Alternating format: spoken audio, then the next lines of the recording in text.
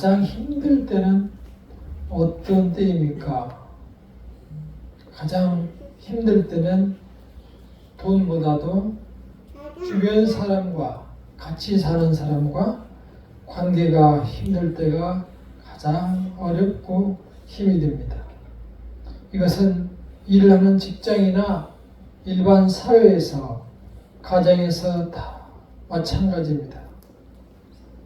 그래서 과연 이러한 문제가 어디에 있는가를 우리는 되새겨 보아야 합니다. 말씀을 드리며 하나님께서, 주의 성령께서 나에게 들려주시는 말씀을 들으시기를 바랍니다. 하나님께서는 우리를 아시고 우리의 미래를 아시고 이 말씀을 주십니다. 우리가 이제 생각해야 될 것은 과연 나를 힘들게 하는 것들이 무엇인가? 먼저는 내 자신이 하나님 앞에서 주를 바라보며 사는가 스스로 물어보아야 합니다. 예레미야 17장 8절에 보면 만물보다 힘이 부패한 것은 마음이다 이렇게 했습니다. 이 마음에서 나는 빼고 그런 것이 아니고 모든 사람의 마음이 힘이 부패해져 있다. 밖에 나가면 여러 군데에 부패한 음식도 있고 부패한 물건들도 있고 여러 가지가 부패한 것들이, 사회에도 부패한 것들이 있습니다. 그러나 그 중에서 가장 부패한 것이 마음이다. 이렇게 말씀을 하고 있습니다. 우리는 이 말씀을 깊이 묵상해야 합니다. 우리 유행가 중에 사람이 꽃보다 아름다워, 이런 유행가가 있습니다. 그러나 참으로 그것은 사람이 꽃보다 아름답기를 바라는 것이고 얼마나 힘들면 그 말을 했을까. 꽃보다 아름다워서가 아니고 우리는 정말 사람의 마음이 꽃보다 아름답기를 원하지만 그렇지 못하기 때문에 그런 노래가 나오는 것입니다. 그래서 우리는 우리의 마음에 무엇이 있는지를 잘 들여다볼 수 있어야 합니다. 시편 27편 4편에 보면은 내가 여호와께 바라는 한 가지 일, 그것을 구하리니 곧 내가 내 평생에 여호와의 집에 살면서 여호와의 아름다움을 바라보며 그의 성전에서 사모하는 것이라. 다윗이 바라는 것은 한 가지가 있는데 그것은 내가 평생 동안 하나님의 집에 살면서 하나님의 아름다움을 바라보며 사는 것이다. 그리고 그것을 사모하며 사는 것이다. 이것이 다윗의 바라는 한 가지라는 거예요. 다윗은 왕임에도 불구하고 모든 것을 누릴 수 있음에도 불구하고 내가 여호와께 하나님께 한 가지 바라는 게 있다면 나를 쫓아내지 마시고 나를 여호와의 집에서 하나님의 아름다움을 보며 살게 해 주십시오 라는 게 다윗이 하나님께 바라는 것입니다. 우리는 하나님께 바라는 것이 많습니다. 자녀에게 출세하게 해주세요. 잘되게 해주세요. 내 육신이 강건하게 해주시고 물질을 많이 주시옵소서. 가정의 모든 사업이 다 잘되게 해주시옵소서. 여러 가지 원하는 사항이 정말 많습니다. 그러나 다윗의 첫째 기도 제목은 내가 여호와의 집에 살면서 여호와의 아름다움을 바라보며 하나님의 그 아름다움을 사모하며 사는 것이다. 우리의 생각과 사뭇 다른 점이 있습니다. 다윗이 왜 그런 얘기를 했을까? 사람들에게 바라보니 부패한 것이 가득하고 오로지 하나님에게만 아름다움이 있음을 발견했기 때문입니다. 왜 하나님께서는 아름다울까요? 하나님께서는 우리에게 필요한 것을 비를 주시고 공기를 주시고 물을 주시고 시간을 주시고 무엇보다도 우리가 다시 죄로 인하여 죽을 수밖에 없는 인간들을 부르셔서 다시 주님과 더불어 영원히 살 수 있도록 인도하여 주시고, 그러한 주를 생각하니 다윗이 하나님이 너무 아름다운 겁니다. 내가 무엇을 했길래 하나님께서는 나를 이렇게 사랑하시는가?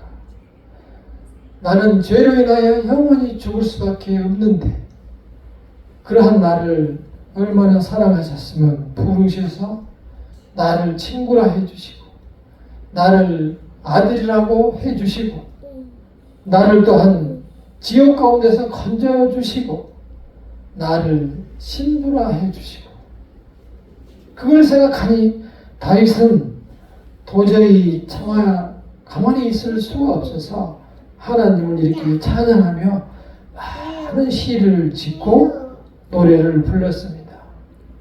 그는 목동 생활을 할 때나 왕궁에 있을 때나 그렇게 하나님을 사모하며 살아가기를 원하는 사람이었습니다.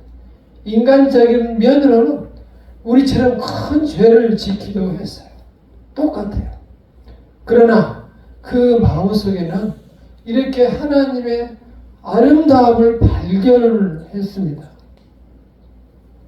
이 하나님을 발견하는 그러한 믿음이 성도님께 함께 하시기를 간절히 기원합니다. 모든 사람은 시간과 더불어서 그 시간을 타고 시간 열차를 타고 끝까지 가게 됩니다. 그곳에서 하나님의 자녀들은 천국으로 가게 되고 하나님을 믿지 않는 사람들은 마치 깊은 나락으로 떨어지고 유황불이 타는 그러한 지옥으로 가게 되어 있는 것이죠. 정해진 길입니다. 믿지 않는 자들이 가는 길은 그 길이 넓고 큽니다. 많은 사람들이 갑니다. 그러나 우리가 가는 길은 좁고 협착해서 찾는 사람들이 별로 없고 가는 길이 힘듭니다. 좁은 문입니다. 우리가 가는 길이 좁다면 내가 지금 천국으로 가고 있구나 생각하시기를 바랍니다.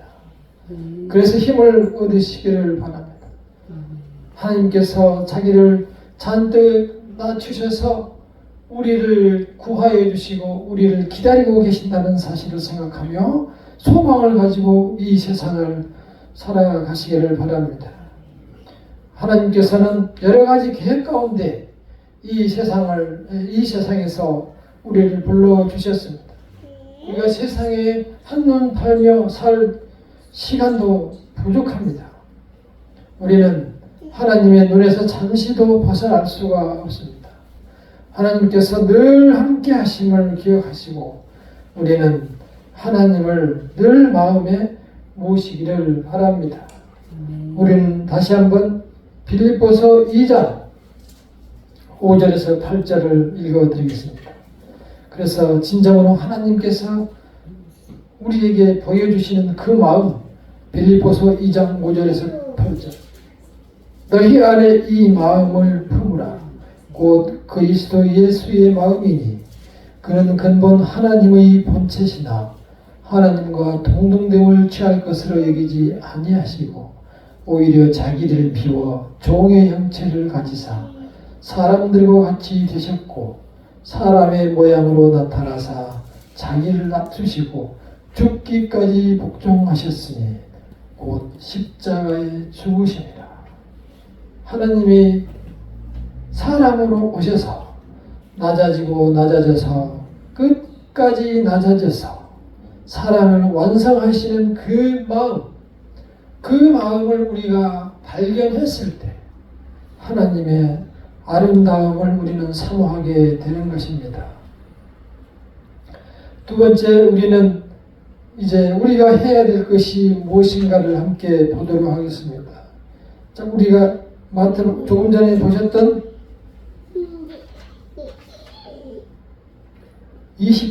7절을 함께 읽어보겠습니다. 잠언 25장 27절 시작. 꿀을 많이 먹는 것이 좋지 못하고 자기의 영예를 구하는 것이 헛되니라. 꿀. 여기서는 먹는 것을 말하지 않고 이 세상의 영예를 말합니다. 하나님께서는 각자에게 능력과 각자에게 특별한 재능을 주셨습니다. 그래서 각자 다른 분야에서 다른 모습으로 아름답게 만들었어요.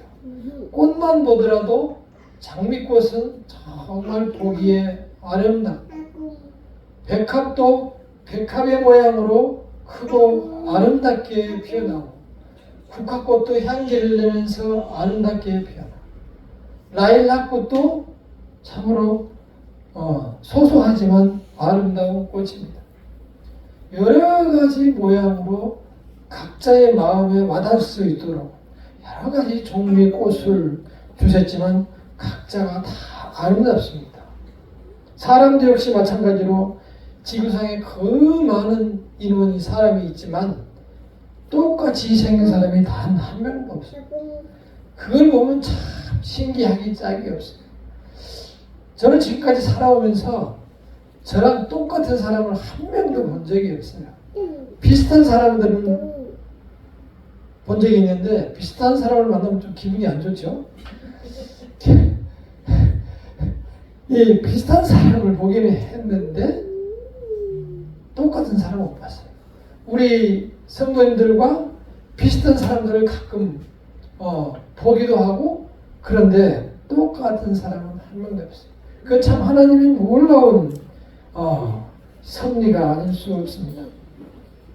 그렇듯이 성격 역시, 그 사람 타고난 인격 역시 다 다릅니다. 그래서 누구를 얼굴을 보고 판단한다는 것은 정말 잘못된 것입니다. 저 사람은 참 얼굴 보니 아니구나 이렇게 생각한 것은 그 사람에게 죄를 범하는 것입니다. 왜냐하면 하나님은 그 사람은 그 모습대로 아름답게 만드시고 그렇게 쓰시라고 부르셨기 때문입니다. 심지어는 그런 송명희 시인 같은 1급 장애인들도 공평하신 하나님이 남이 못 본 것 보게 하셨네.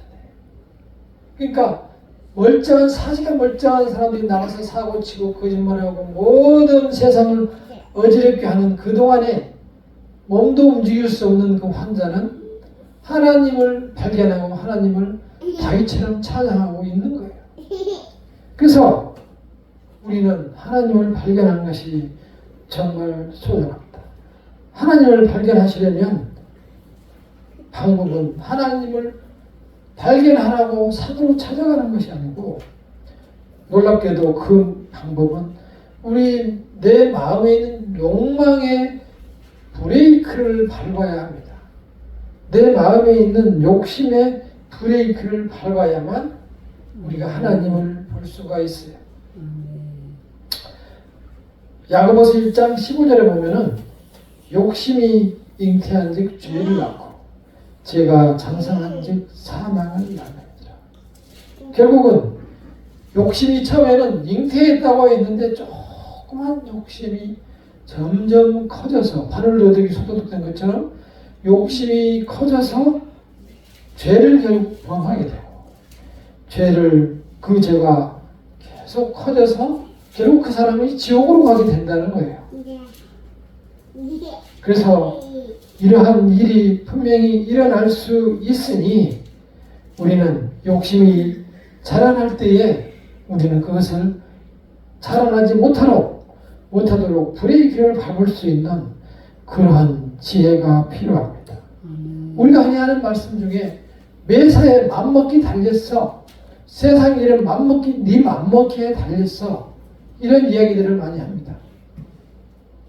그건 뭐냐면은 우리 자신들이 마음을 먹기에 따라서 이 일을 할 수도 있고 저 일을 할 수도 있고, 이리 갈까 저리 갈까, 차라리 돌아갈까, 새갈래기, 그렇게 우리 자신 스스로 정할 수 있다는 겁니다.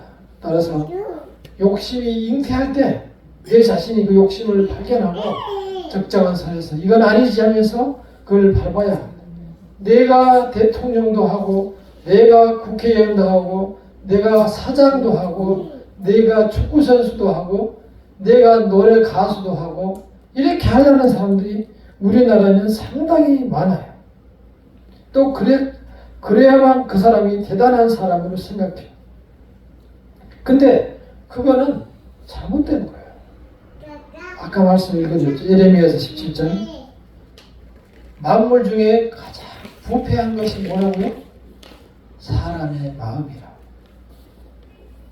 나만 그런 것이 아니고 내가 생각하기에 훌륭하다는 사람들도 전부 마음이 엄청 부패해 있는 거예요. 그런데 사람들은 나는 깨끗하고 온전하고 내가 최고라고 이야기하면서 나를 밀고 나를 도와주고 내가 최고라고 자랑을 엄청. 무슨 자랑하는 것부터가 그 사람이 부패했다는 뜻이에요. 그러한 사람보다도 사실 지키기는 어렵지만 하나님의 말씀을 붙들고 내가 이 말씀을 어떻게 살아낼까 고민하는 하나님의 교회의 성도들이 훨씬 훌륭하고 훨씬 하나님 앞에 귀한 사람이에요. 그 사람들은 하나님을 모르고 나 앞에서 거짓말하고 자기 잘못을 이렇게 감추고 또 다른 사람들 앞에서 거짓으로 피하라고 광고하는 것은 부패했기 때문이고 회개하지 못하고 더욱 그 방향으로 나가서 더욱 죄가 잉태하고 장성한 적 뭐가 되겠어요? 사망이 되는 그 죄가 더욱 자라서 사망이 되는 거예요. 보여요. 보이잖아요. 성도님들이 이러한 말씀을 내가 마음에 새기고 살아간다면 보이는 거예요. 함께 28장을 읽어볼까요? 28장 28절 시작. 자기 마음을 제하지 아니하는 자는 성읍이 무너지고 성벽이 없는 곳과 같으니라. 성읍이 그 사람의 인생의 성읍이 무너지는 거예요. 그 마음을 브레이크를 걸지 못하면 그 사람의 인생이 망가진다니까요. 텔레비에서 종종 범죄한 사람들이 나오죠. 나와서 뭐라 그래요? 내가 순간에 욱해서 그랬습니다. 모자 툭 뒤집어 쓰고 유가족에게 사죄 드립니다. 내 마음을 제어하지 못하면 결국은 죄로 인해서 감옥을 가고 감옥 가서도 회개하지 못하면 결국 나중에 지옥까지 가게 되는 거죠. 우리는 이 하나님의 말씀이 그냥 농담으로 참고사항으로 쓰여져 있는 것이 아니고 하나님의 우리를 향한 깊은 염려와 경고 때문에 주시는 말씀으로 받아주시기를 바랍니다. 우리가 내 인생에 브레이크를 걸지 못해서 우리가 많은 환난을 당하고 나에게 지금까지 쌓아놓은 성벽이 무너지고 성벽이 없어서 다른 사람들에게 무차별 공격을 받고 욕 손가락질을 당하고 다른 사람 앞에서 창피를 당하고 있을 때 하나님이 얼마나 안타까울까 생각해서 우리에게 이 말씀을 사전에 주시는 겁니다. 이 말씀을 잠언에 있는 말씀을 나의 말씀으로 받아드시기를 바랍니다. 하나님께서 우리가 보신 대로 21절에서 원수를 사랑하라고 했습니다. 원수를 사랑하는 게 쉬운 일이 아니에요. 하나님만 할 수 있는 일이에요. 그러나 하나님께 점점 가까이 가고 하나님을 진정으로 사랑하면 그 일이 가능합니다. 지난번에 말씀드린 대로 손양원 목사님 같은 경우 아들 둘을 죽인 적을 자기 양자로 삼았잖아요. 하나님께서 원수를 사랑하라고 하셨다. 그 여동생이 눈물을 흘리면서 그건 아빠 아니라고 어떻게 저 살인자를 내 오빠로 모시냐고. 그렇게 해서도 하나님이 원수를 사랑하라고 하셨지. 내가 원수를 용서하는 것만 가지고 안 된다. 원수를 사랑하라고 했으니 사랑한다. 하나님의 말씀을 마음에 새기면 그때야 이게 가능합니다. 그래서 하나님께서는 우리에게 다시 한번 말씀합니다. 누가복음 16장 15절에서 너희 마음을 하나님 여호와 하나님께서 아시나니 사람 중에서 높임을 받는 그것은 하나님 앞에 미움을 받는 것이니라. 하나님 사람 앞에서 높임을 받는 것은 하나님 앞에 미움을 받는 것이니라. 제 말씀이 정확하게 맞잖아요. 우리는 이러한 것들이 우리 스스로도 극복하기 힘들어요. 나도 그렇게 안 돼요. 좋은 자리, 높은 자리 찾아가려고 끊임없이 불을 켜고 눈에 불을 켜고 찾아다녀요. 어떠한 수단과 방법. 왜? 그게 출세하고 이 세상에서 나에게 많은 이익이 온다고 생각하기 때문에 그렇게 눈을 불 쓰고 살아갑니다. 그러나 그것은 하나님 앞에 미움을 받는 것이니라. 그러한 방식으로 세상을 살아가는 것은 하나님 앞에 미움을 받는 것이라고 성경에 나와 있습니다. 우리가 혹시 하나님 앞에서 미움받을 일만 하고 있지는 않은지 생각해야 할 것입니다. 우리는 그래서 이 마음을 품어야 합니다. 시편 131편 1절에서 3절을 읽어드리겠습니다. 시편 131편 1절에서 3절 다윗의 시입니다. 여호와여 내 마음이 교만하지 아니하고 내 눈이 오만하지 아니하오며 내가 큰 일과 감당하지 못할 놀라운 일을 하려고 힘쓰지 아니하나이다. 실로 내가 내 영혼으로 고요하고 평안하게 하기를 젖된 아이가 그의 어머니 품에 있음 같게 하였나니 내 영혼이 젖된 아이와 같도다. 이스라엘아 지금부터 영원까지 여호와를 바랄지어다. 하나님을 바라보는 마음은 그 마음이 교만하지 않습니다. 그리고 내가 바라보는 것이 역시 오만한 마음이 아닙니다. 내가 큰 일과 감당하지 못할 놀라운 일, 내게 해당되지 않는 그러한 것들은 내가 하지 않는 거예요. 나에게 주지 않은 일은 내가 하지 않는 거예요. 내가 이것저것 다 가지려고 하는 것은 하나님께서 원하는 일이 아닙니다. 진정으로 내가 바라는 것은 나의 영혼이 평안한데 어떻게 평안하냐면은 우리가 어린아이가 젖먹이 아이가 이제 젖을 많이 먹고 배불리 먹고 젖을 뗀 다음에 그 편안한 마음으로 엄마를 쳐다보는 그 눈빛, 그 평안함을 얘기합니다. 내 영혼이 그렇게 젖된 아이같이 어머니 품에서 풍부하게 충분히 먹고 엄마를 바라보면서 안심하고 거기에서 사랑을 느끼며 있는 그런 편안한 상태. 이것이 우리가 바랄 바라는 거예요. 우리가 바랄 바는 세상에 있는 밖에 있는 많은 것을 다 내 것으로 소유하는 것이 아니고 우리가 하나님 안에서 하나님의 품 안에서 하나님을 바라봄으로 나는 더 이상 바랄 것이 없다. 이런 마음으로 세상을 살아가는 것입니다.